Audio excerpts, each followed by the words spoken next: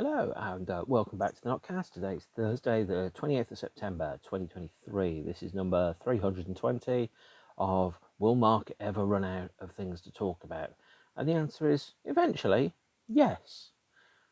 Since today is the 28th of September, today is also, by the way, the 36th anniversary of a very important day in world culture. Although I think most people will probably not even know. Every day is an anniversary of something, isn't it? And today, not only is this album by the Depeche Modes, Music for the Masses, have its 36th birthday, which means it's old enough to vote twice over. And by the way, yeah, that is the version with the HMV exclusive 12-inch of Strangelove and Never Let Me Down Again. It was available for the first day that it was sold at HMV stores in the UK. Not only is it the 36th birthday of that, it's also the 36th birthday of Star Trek: The Next Generation, which I started rewatching today on the grounds that it's 36 years old, and it was about time anyway. I watched them all again because I think you should rewatch everything and experience everything that you love every few years. Anyway, it is also the 36th birthday of the fourth and final studio album by much loved and missed Manchester band The Smiths, Strange Ways, Here We Come. An album that, to me at least, has a very strange position in the band's history, because by the time it was released, The Smiths were dead, which is a shocker. Really is. So today I'm going to talk about that album and the songs on it and what it means to me, and the sad and sorry tale of the end of a band that was loved by a great many people.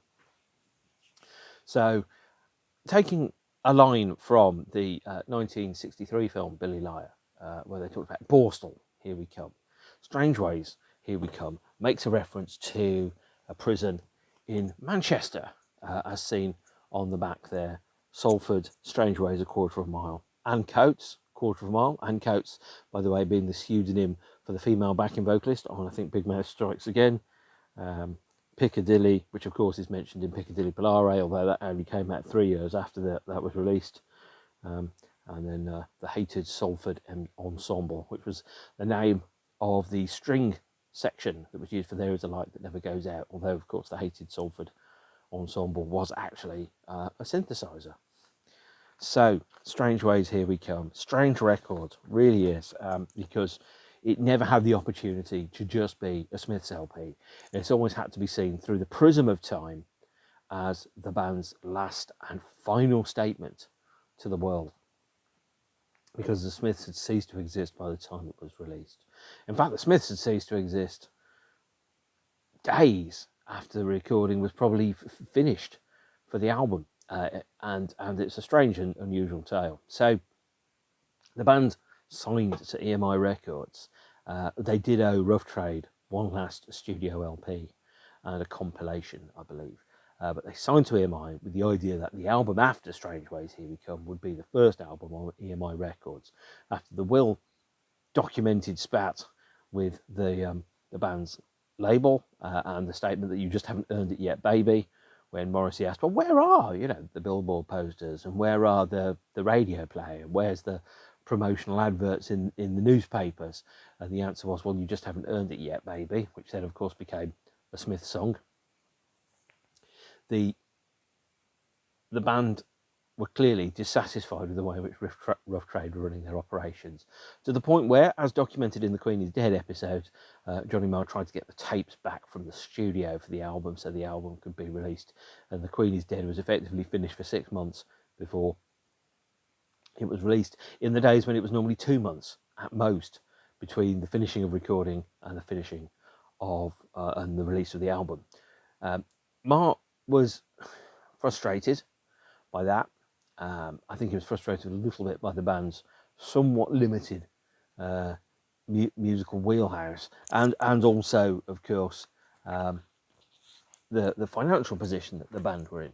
So the band were looking forward to the payday from EMI, the advance, which was going to be sent over to them. And of course, money changes everything. I think probably, you see, you can't talk about the album in any way without also talking about the end of the band. The two are inseparable. Even though whilst the album was recorded, the full intention was it would be released, the band would go on tour, business would carry on as normal. But at some point, something must break. And there comes a point, as it is with a great many things, it happens very slowly and then it happens very, very quickly indeed. And if you've ever thought about, for example, a change of a job or the end of a relationship, it normally is very, very slow. You know, it goes from the position where you start to think, okay, maybe I'm not having a good day, to maybe I'm having a bad day, to maybe I'm having a bad week or a bad month or a bad year. And then all of a sudden it's like, it's over. Somebody has decided that they can't continue with this. And I think about, the splits that I've had in terms of my past relationships. It's been slow, and then there's been like normally one decisive moment, a crunch point, where I suddenly go, I can't do this. Or somebody else thinks that that's not the direction that they need to go. And that's pretty much, I think, what happened with the Smiths, is that it was very slow, and then it was very quick, and then it was over. Mark was frustrated with the band's tight musical alphabet, and he was, I think, a little bit, is what I've said from reading both Johnny's Set the Boy Free and Morris's autobiography, that I think he was a little weary of Morris's approach. Sometimes he didn't turn up to video shoots, he didn't turn up to airports, he walked out of a recording session and just went home for a couple of days because he wasn't feeling it, for example. And you think about, if you're at the age maybe 28 or something, where you think, this is all I've ever wanted to do, is to sing in a band, and then you've got the opportunity to sing in a band, and to sing in a band that's successful, and you just kind of go, and then one day you go, I don't want to do it. It's like, that must be really difficult and unreliable. They had appointed a manager, I think Carl Friedman, who, like all Smiths managers, didn't stand the test of time. And as Van Halen sang, only time will tell if we can stand the test of time, which is one of the finest lyrics of all time. It's up there with I get up and nothing gets me down. Carl, I think that Ken Friedman, found himself excluded from the band's decision-making process, and then Mark just kind of had to say, you're not the Smiths manager anymore, because Morrissey didn't really tell people what he was thinking. He just let other people do the work. Morrissey apparently didn't want to tour for Strange Ways Here We Come, and the whole thing kind of fell apart very, very quickly. There was also the incidence of a court case. So Craig Gannon, who had left the group in November 1986, was claiming monies from the US tour and also songwriting credits for the song Ask, which had come out relatively recently. So the band was starting to hit a lot of stumbles in terms of business activity and what was happening there. So, the Smiths needed a manager, but at the same point, they couldn't find a manager they could work with. So everything management-wise was done by Johnny Marr, which was a strange way of looking at it. So Strange Ways Here We Come is an album that the band could have survived. They could have continued, but it just didn't quite work out like that. So we have to do a bit of a day-to-day type of thing, really. And March 1987, the band go to the Wall Hall in Bath, which I think was the recording studio that was also used for some of Morris's solo material. Might have also appeared in the video for Ouija Board. I'm not quite sure. And the Smiths at that point only had 2 songs, and one of those songs was Girlfriend in a Coma, the first single released from the album. The other song was Unhappy Birthday,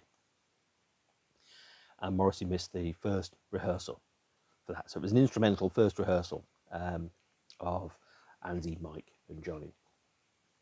And that kind of makes you think, well, with all the stresses and strains that the band are under on top of everything else, the management problems, being sued by a former guitarist, you've got 2 songs and the singer misses the first rehearsal. You can understand why people will start to go, I'm getting a bit fed up of this.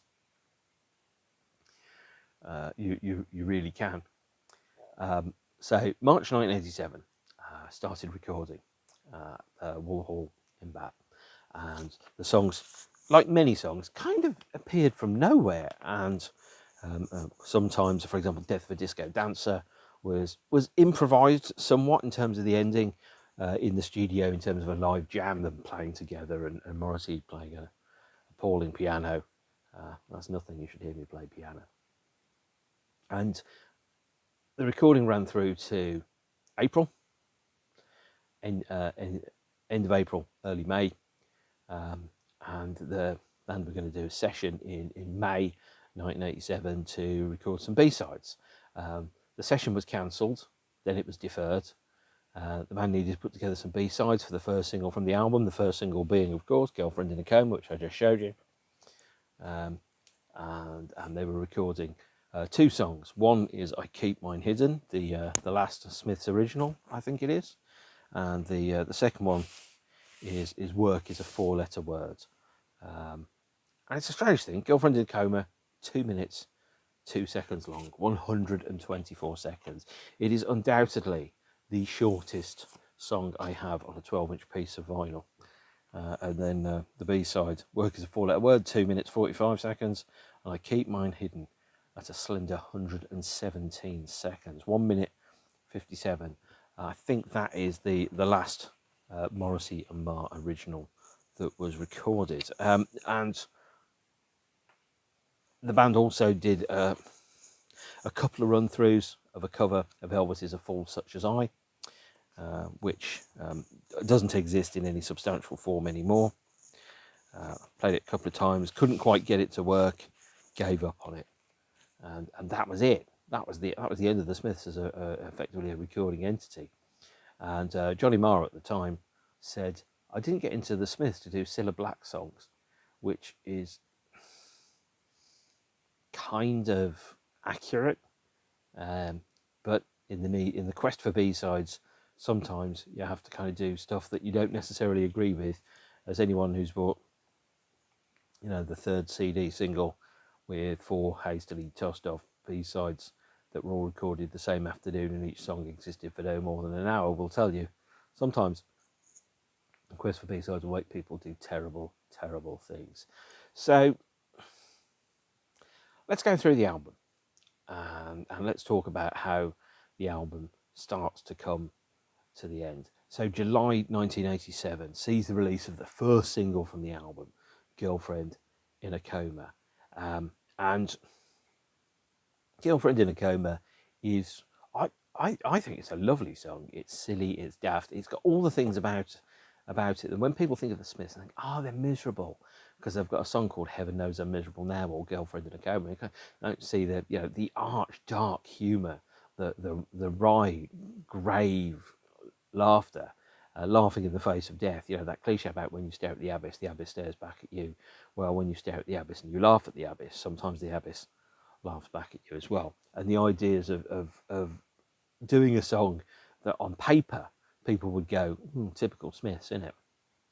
And then you go, no, absolutely not typical Smiths, because typical Smiths are nowhere near as miserable and desolate as you might think. And so we had a 7-inch. Here it is with a slightly different colour configuration for Girlfriend in a Coma. This time backed with Work is a 4-letter word. Really, I must say, when I think of the Smiths, I never think of Work is a 4-letter word. Although on here it says it's 2 minutes 9 seconds, whereas I think on the other one it said it was 2 minutes 45 seconds. I don't know which one's accurate, actually. I've never given it the slightest bit of thought. But there was a session after recording the B-sides, May 1987. There was a meeting at a place called, I think, I can't read my own writing. Hang on a moment. What does it say there? Gold's Fish Restaurant in Kensington. And Johnny Marr told Andy and Mike Joyce and Morrissey that he was planning on working outside of the Smiths. Not a definitive I'm leaving, but I need a break and I need to do something else for a bit, at the very least. And that was where the cracks started to appear, presumably because he was like, well, I don't want to do Cilla Black songs, which is understandable. But that was where the cracks started to appear. By July 1987, as the band were releasing Girlfriend in a Coma, they were over. They hadn't been talking for a period of time. And on the 1st of August 1987, the NME published Smiths to Split on its front pages. Johnny's kind of the opinion that maybe Morrissey planted the story to try and force the hand of Johnny to come back to the group. But as we sometimes know, that's not how things work. Marr confirmed on the 2nd of August 1987 that he was leaving the band. In that time, when the band members hadn't spoken for a number of weeks, I think they had a communication breakdown. Johnny was expecting the phone to ring. Andy, Mike, and Morrissey were probably expecting the phone to ring. Nobody called each other, and the whole thing kind of fell to pieces very, very quickly. There was, I think, an interview on the 8th of August 1987 where Johnny said, "There are things I want to do that are not in the scopes of the Smiths. There are things that it just became apparent there were things that he wanted to do that just could never be inside the Smiths' wheelhouse." And you think about the work he did immediately after that. So he worked with Chrissie Hynde in The Pretenders. He played with Brian Ferry, Talking Heads. He went on to join the. You can clearly listen to those and go, there's a funkier, more modern approach to sound, which perhaps the Smiths could never have done. Think about the deep love that there is of funk and chic and Nile Rodgers and things like that, and disco as well, and some of the electronic music, Kraftwerk, for example, that you can hear in spades later on in bands like Electronic, for example. And you just kind of go, that's something which the Smiths could never have done. And you kind of go, well, you need to be a fully rounded human being and a fully rounded artist if you end up just kind of exercising one very limited kind of set of musical temperatures. You end up kind of going like a dog chasing its own tail or something, or that snake that's kind of eating itself. And it could get to be repetitive and then ultimately boring and tedious. And if you're a musician or an artist in some form, the only person that really defines the art that you make is yourself. People try and put you in a box. People try and say, right, you can only do one thing. That is the only thing you do. You can't do anything else. But at the same point, you kind of go, well, who are you to tell me what I can and can't do?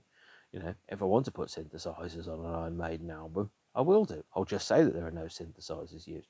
You know, if you want to come out and do an album of generic guitar-led pop after playing in Kraftwerk for 30-something years or 20 years, and have everybody buy the album and then return it because they don't like it, well, that's entirely up to you. That's your prerogative, Carl.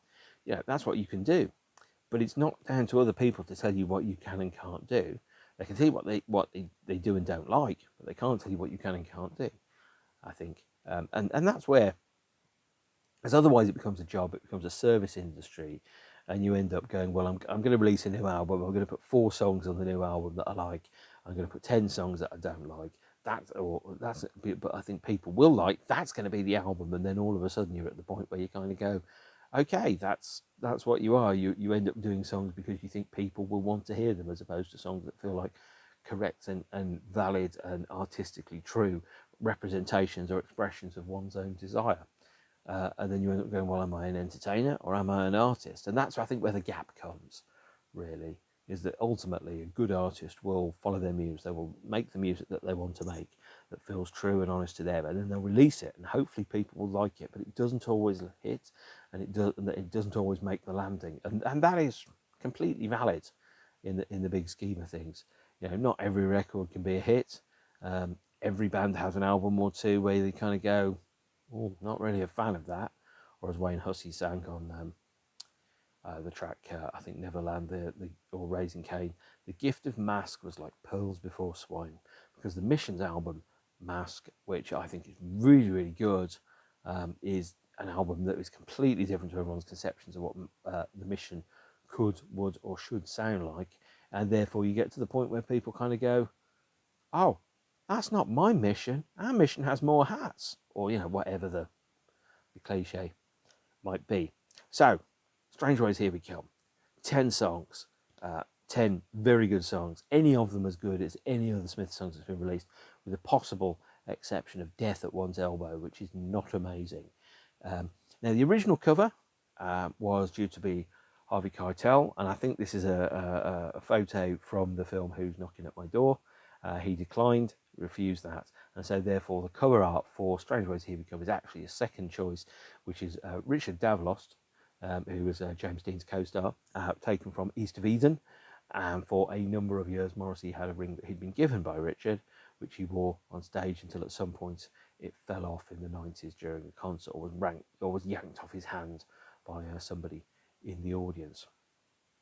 And it's got a number of really great songs on it. Some of these are as good as anything else the Smiths ever recorded. It opens, and it really is an album of two very distinct and separate sides, with a beginning, a middle, and an end. A narrative that runs through it. It is an album that really is best experienced on vinyl.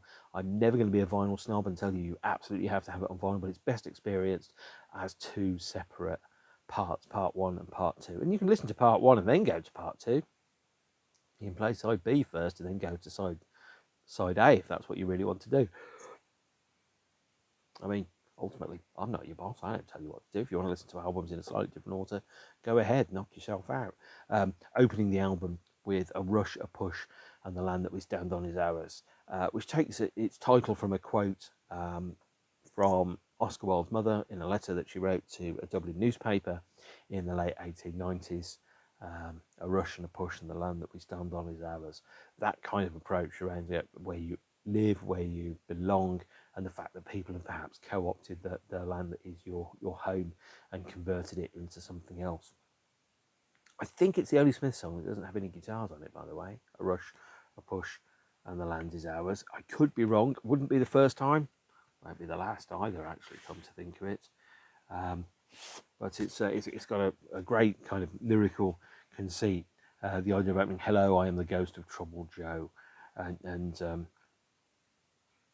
the lyric is about, I think, knowing that something's there, kind of like taking the approach that, if you remember from the Sex Pistols, I know what I want, but I don't know what I want, but I know how to get it. That kind of approach. You go, that's ours for the taking, but we don't know if we actually want it. Is part of it, and the lyrics are funny in a way in which people don't think the Smiths ever funny. You know, the idea of there's a lyric about, "I travelled to a mystical time zone, but I missed my bed, and soon I came home, and they said there's too much caffeine in your bloodstream and a lack of real spice in your life." You kind of go, well, that's actually quite funny. That's quite bleak and quite amusing. But that is A Rush, A Push, and The Last Time We Stand On. Was obviously not played by the Smiths, because the Smiths never played any of these songs live.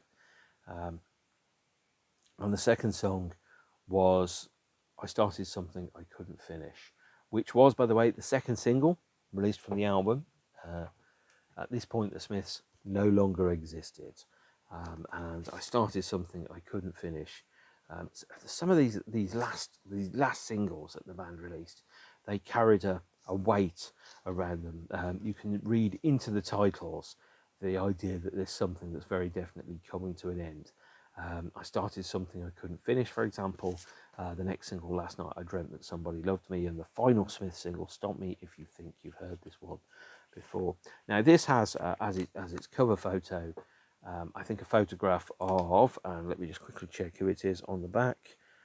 It doesn't, Avril Andrews, who I think it was in Coronation Street, and this is a photo that wasn't actually used in Coronation Street, although that could be, of course, Girlfriend in a Coma. I'm not quite sure.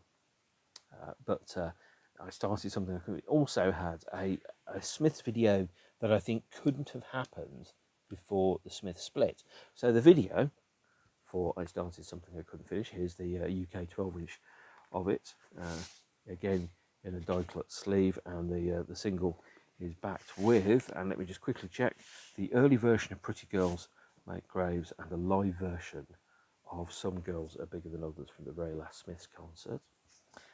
I Started Something I Couldn't Finish has as its video Morrissey and a number of look-alike fans cycling around Manchester on a rainy day. The people for the video were chosen from a call that was put into the Smiths Indeed fanzine, I think issue number 2, I think.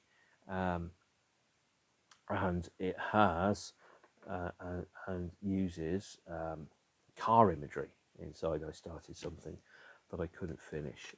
Imagery which was also in This Charming Man, That Joke Isn't Funny Anymore, There Is a Light That Never Goes Out.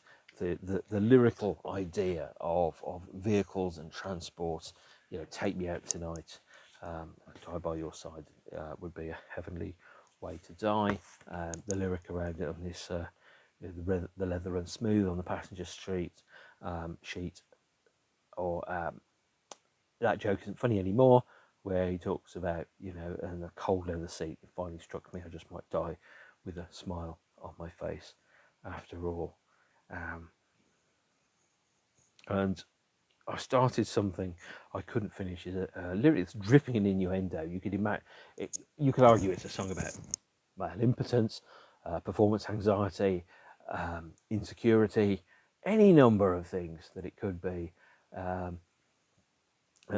mean, if I could just read the lyrics, I think that's filthy. The line about I grabbed you by the gilded beams. That's what tradition means. And I doused another jet venture with a gesture that was absolutely vile. Hair brushed and parted. I was typical me. I started something and now I'm not too sure. It's a song that feels like it's starting to draw things to a close.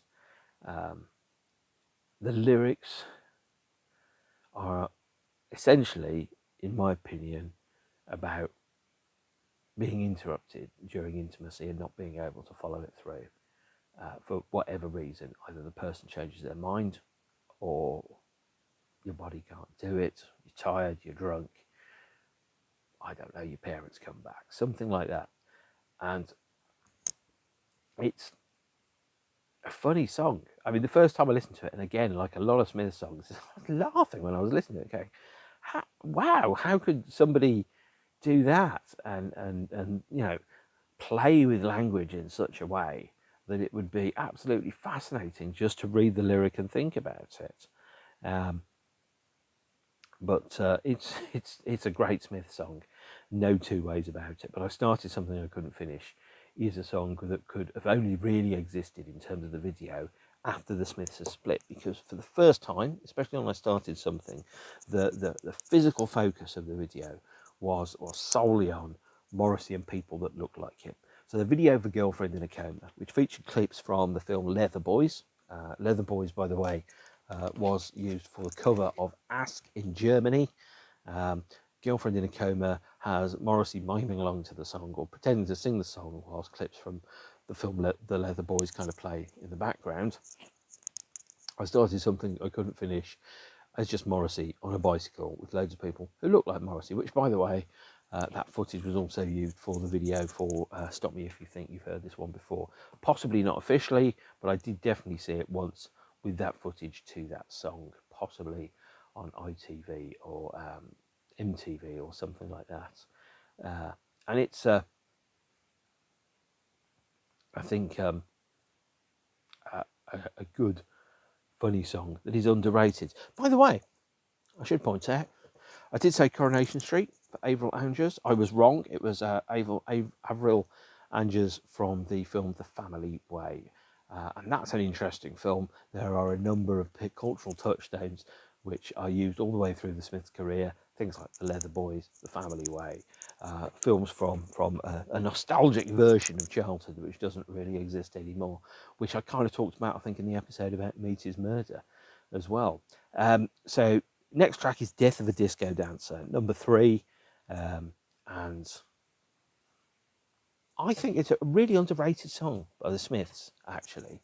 It does the kind of thing which you kind of get near to on How Soon Is Now and The Queen Is Dead, but the sense of the band just playing in a room and just sweating the song out there and then in front of the people, with the idea of just, we'll take this template for a song and we'll just push it as far as we can go. Now, musically, Death of a Disco Dancer is designed to invoke the feeling of I Feel Love, or something by Giorgio Moroder from Disco, the idea of a hypnotic, repetitive groove that repeats itself endlessly. What's the thing that actually is really interesting is the variations that exist on top of it, being either musical, lyrical, or in terms of something like a guitar or a string section, for example. And Death of a Disco Dancer kind of, I think, speaks somewhat obliquely to the ecstasy crisis of the late 80s, which I was obviously far too young to experience, despite my advancing years now. There was a moral panic around rave and disco music, people dying of overdosing on the dance floor after having taken an E too many.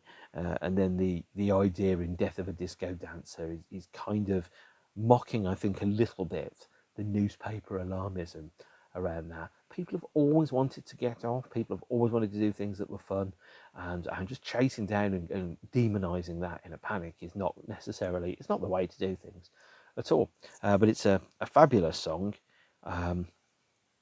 and at the same point, it's a refutation of, I think, part of ecstasy culture. The idea that when you take an E, you love everybody. They're all beautiful. You want to tell them that they're beautiful and that you love them. And then the line in here about love, peace, and harmony, very nice, but maybe in the next world. I never talk to my neighbour. I'd rather not get involved.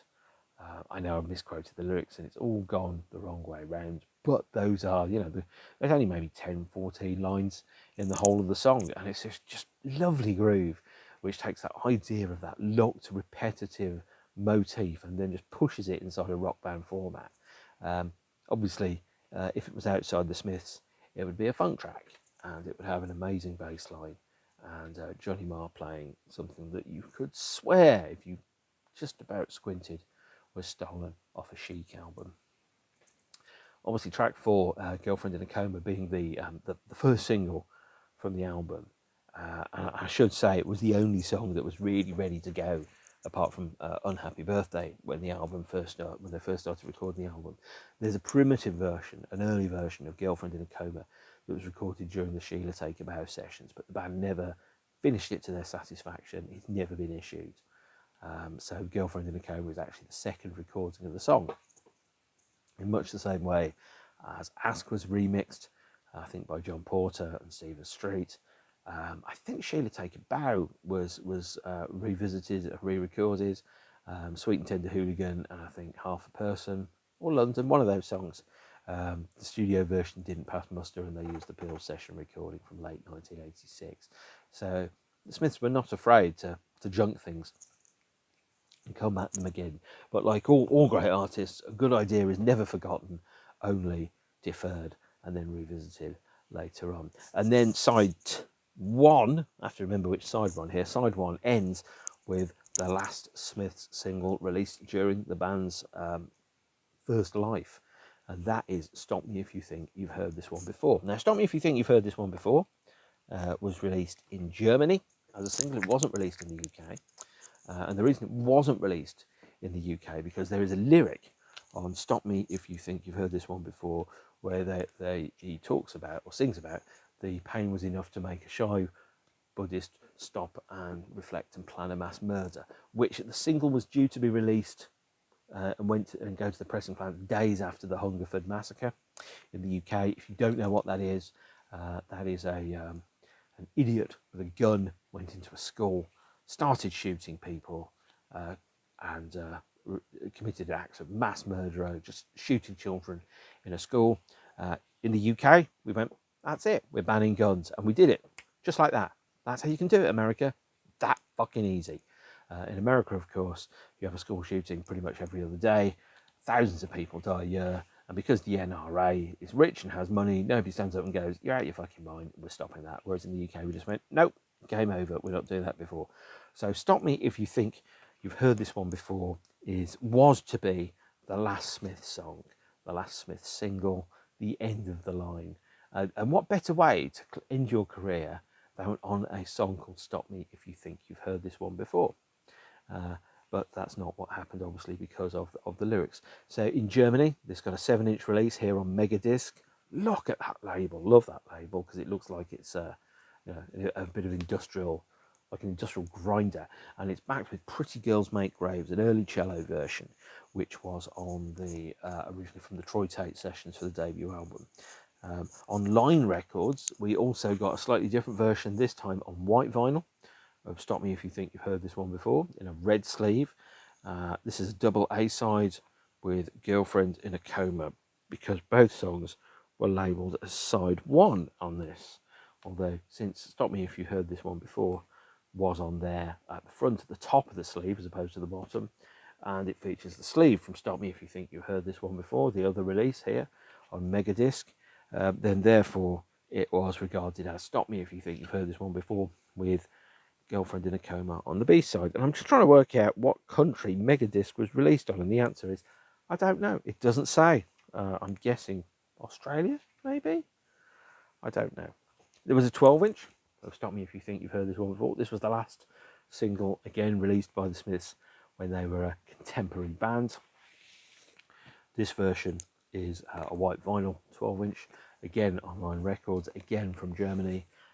B-side of Girlfriend in a Coma is I Keep Mine Hidden, and again that's labelled as side one, and the B-side of side one of Stop Me If You Think You've Heard This One Before, or the extra track, is Work Is a Four-Letter Word, again on white vinyl. And because Stop Me If You Think You've Heard This One Before is on the top of the sleeve, from a design perspective, I regard this as Stop Me If You Think You've Heard This One Before, and not Girlfriend in a Coma. It was also released as the last single from the album, and intended to be the last single released during the Smiths' lifetime. But obviously, that accolade went to side two, track one, one of the most amazing Smith songs ever recorded. Last Night I Dreamt That Somebody Loved Me. They are the last UK Smith single.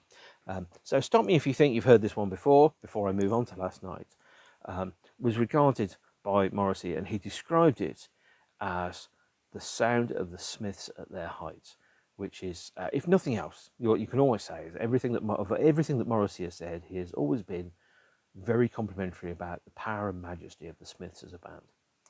And I have to very quickly dip into current day Morrissey, who some people are not a fan of, and to say you have to separate the art from the artist. Now, if the artist, in terms of recorded output and material, shows things which are difficult or problematic, then perhaps you can start to go, well, actually, it's difficult to separate the art from the artist. But as we know, there is a gap between how people behave and the music that they make. And if we were to then start to think about the Smiths and go, I'm not going to listen to the Smiths anymore, you then actually start to say, well, the contributions of the other members of the band and the person that Morrissey was then are no longer resonating. I can't really have an opinion too much about that, apart from to say that, in my opinion, the people that an artist will become is not necessarily apparent in the earlier work, and you can't go back in time and unlove the material that you loved when you were much younger. So it's important to respect the memories, but also I think to respect the current opinions and feelings that you have about the artist. And sometimes you go, well, that was part of the past, that's not part of the present or of the future. But having listened to these albums so many times over so many years, it's impossible for me to then just forget it ever happened. I can't do it. And I think that's disingenuous to the other people that are in the band and the contributions that they made. So, flip the album over. Side 2, track 1. Track 6, if you want to think about it. The last Smiths single.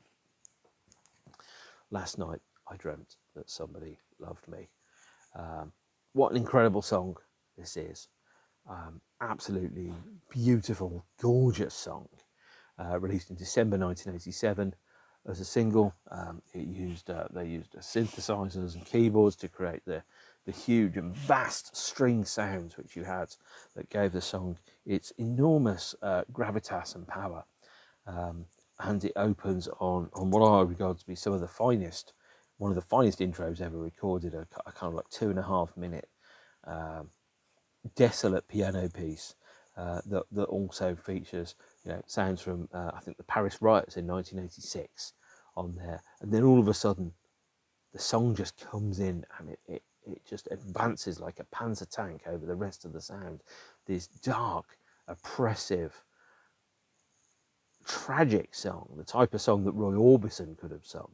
Last Night I Dreamt That Somebody Loved Me. No hope and no harm, just another false alarm.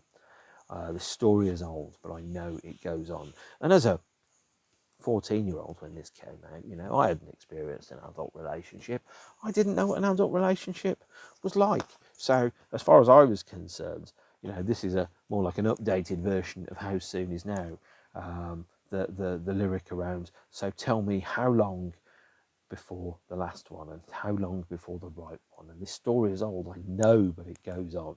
And as somebody that hadn't yet, I think, found a good and I think rewarding adult relationship, and my first adult relationship was very bad, and that wasn't my decision, that was somebody else's decision.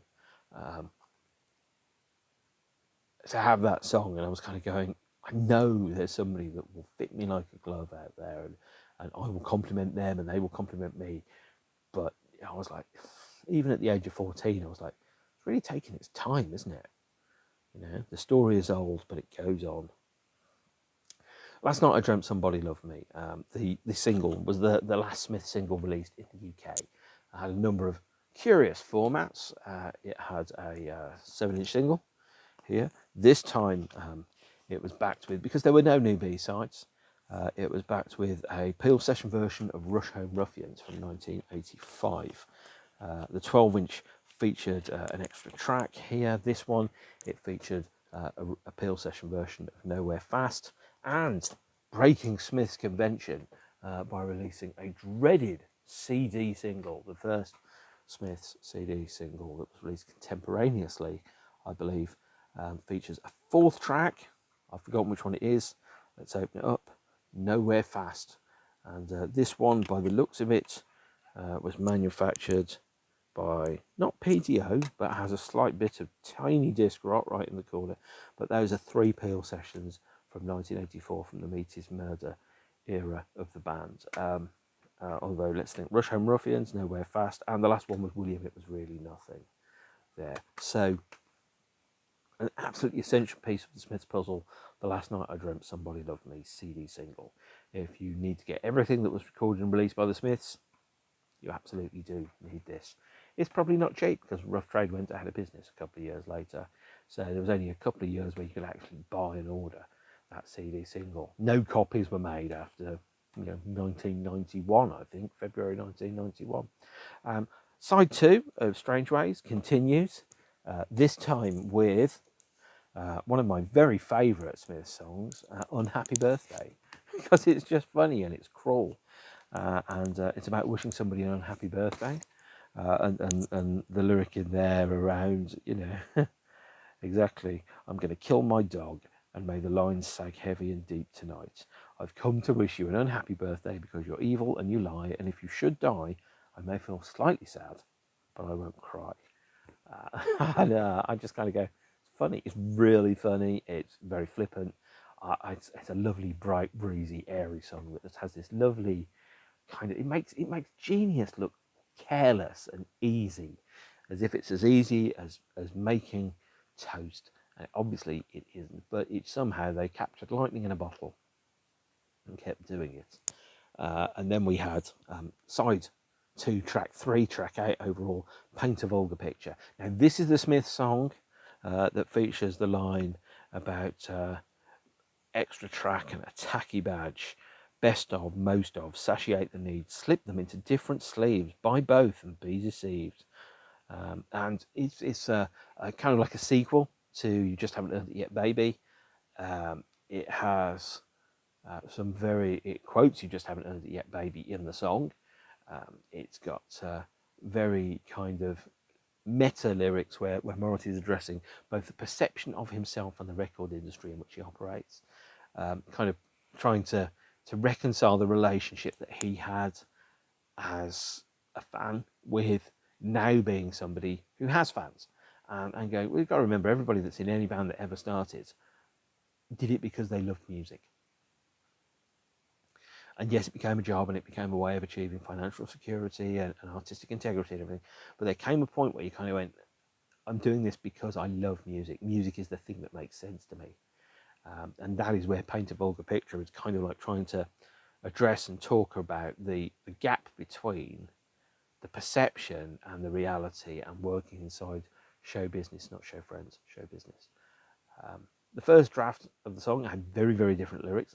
I don't know what those are, but the whole song just seems to just fall together so perfectly.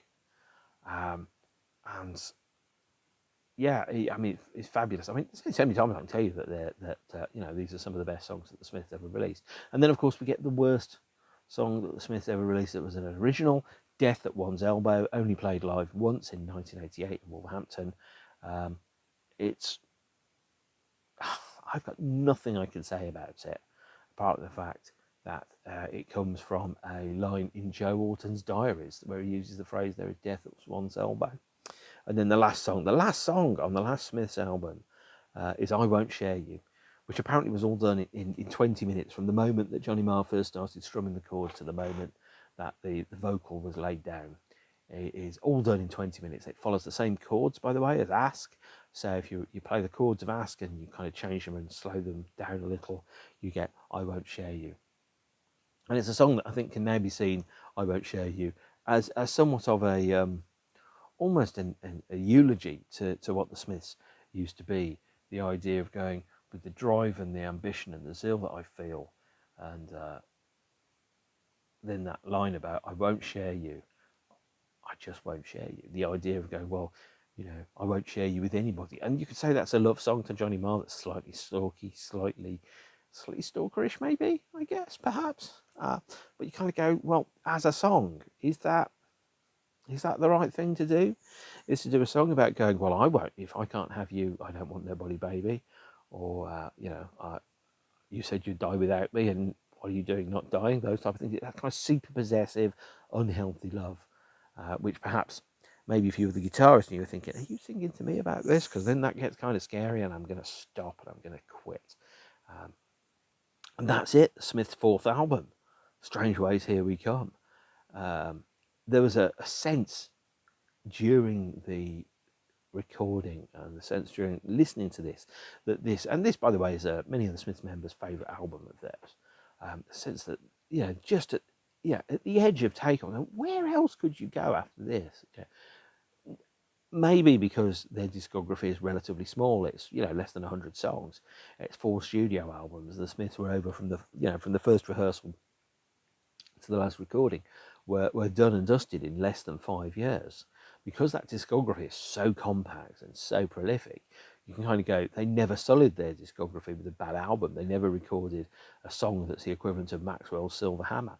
And you kind of go, so, right, what an amazing legacy to leave. Because the Smiths' legacy hasn't, I feel, been treated really properly since then.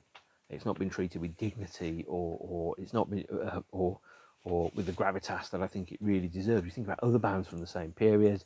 They've got deluxe editions, box sets, remasters, loads of T-shirts you can buy in Primark and Asda. Smiths don't have any of that. They have the CDs. They have an album. They have a best of. They have a box set of all their albums, which is now long deleted. That's it. They've got the reissue of The Queen Is Dead with a live set on. You haven't had expanded versions of the Smiths or Meet His Murder or Strange Ways. You haven't got alternate takes of those tracks. It's like they just can't agree on enough to make the band's legacy really kind of last, apart from the fact that all we have are these perfect objects, these records that just disappeared. And of course, to end the band's career on, stop me if you think you've heard this one before. Such a glorious way to end the band with a song that seemed almost tailor-made to be their final single. But what a grisly end that we had, because on the 8th of August, Johnny said in that interview, there are things that I want to do that aren't in the scope of the Smiths. On the 2nd of August, he'd said he had left the Smiths, and that was before the album came out. It was 7 weeks before the album came out. And instead, what you had was this sense of everything that came out from the Smiths at this point. I started something. Girlfriend in a Coma had just come out as the band announced the split. I started something. That was the sound of a dead band. Last night I dreamt was the sound of a dead band. Everything was kind of going, well, it's over, isn't it? That's the end of the band. And what you're seeing really at that point is effectively a number of public funerals of the Smiths, ending, of course, with Stop Me If You Think. You've heard this one before. And Stephen Street said that he had a sense during the recording of the first time where there was a kind of like a disagreement between Morrissey and Marr. During the recording of I Started Something I Couldn't Finish, Morrissey said, I don't like it, to Stephen Street. And Stephen went to Johnny and said, Morrissey doesn't like it. And Marr apparently said, let him fucking think of something. And that was the first time where I think really that Stephen Street had noticed that there was starting to be some fractures and some fizzles in the band. In August 1987, with Johnny having left the band, there were 2 days of sessions with a guitarist called Ivor Perry, who I think might have been in a band called Colour House, not quite sure, where they rehearsed 2 songs, including an early version of a track that would later appear on Viva Hate with Morrissey, Andy, Mike and Ivor. And it just didn't work. And the second day, that was the end of it. On the 18th of August, a month before the album came out, Morrissey said to Stephen Street that he was going to record as a solo artist, and that the contract that had been signed by the Smiths and EMI effectively gave him a solo deal, which he was going to proceed with. On the 5th of September, Mike left. And for a short period of time, it was Andy Rourke and Morrissey as the Smiths. EMI and Sire informed Morrissey that he was legally bound to fulfil the Smiths' commitments. Well, of course, you cash the check, you can't not then do the work. And 28th of September, 36 years ago today, Strange Ways Here We Come is out. It reached number 2 in the UK, number 55 in the US, and it's all over by the B-sides, really.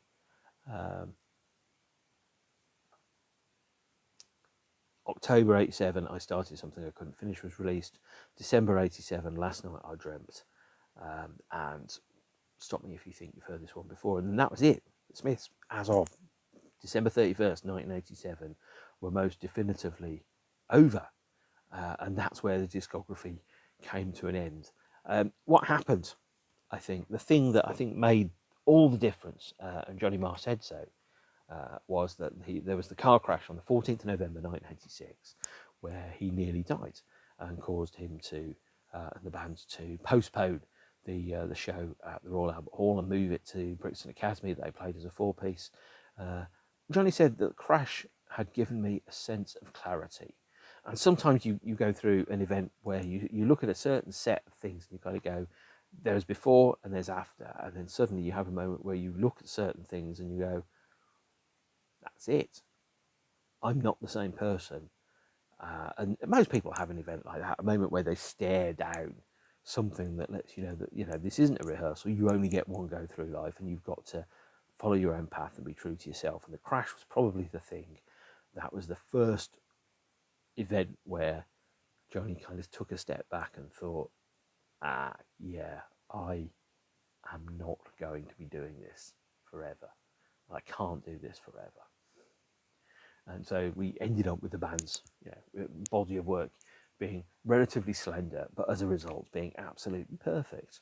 With Strange Ways Here We Come as the last album. This is a CD on Rough Trade, of course, which features inside the booklet, by the way. And I haven't opened this booklet for a while.